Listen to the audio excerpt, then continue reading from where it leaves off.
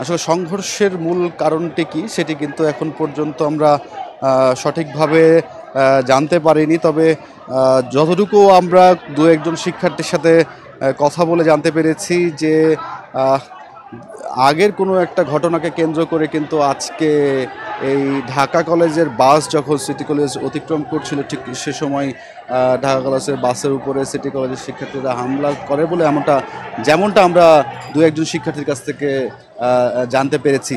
এবং তারপরেই কিন্তু দুপক্ষের সংঘর্ষ শুরু হয় দুই কলেজের শিক্ষার্থীদের মাঝে। এবং বর্তমান পরিস্থিতি আমরা যেমনটি দেখতে পাচ্ছি যে পুরোপুরি কিন্তু একেবারে উত্তপ্ত অবস্থায় কিন্তু বিরাজ করছে। এবং প্রয়োজনীয় ব্যবস্থা নিতে পুলিশ এবং সেনাবাহিনী তৎপর আছে। তারা চেষ্টা করছে যেন পরিস্থিতি যেভাবে হোক পরিস্থিতি স্বাভাবিক করার।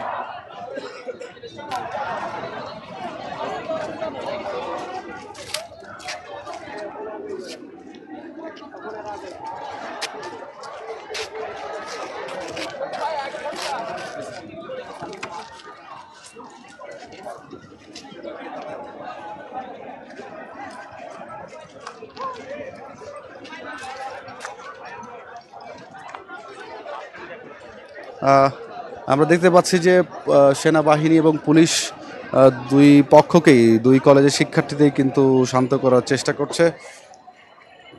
এবং হঠাৎ করেই কিন্তু দুপুরের পর থেকে এই সায়েন্স ল্যাব এলাকার মোড়ে এই সংঘর্ষের ঘটনায় কিন্তু পুরোপুরি কিন্তু রণক্ষেত্রে পরিণত হয় এবং ব্যাপক আকার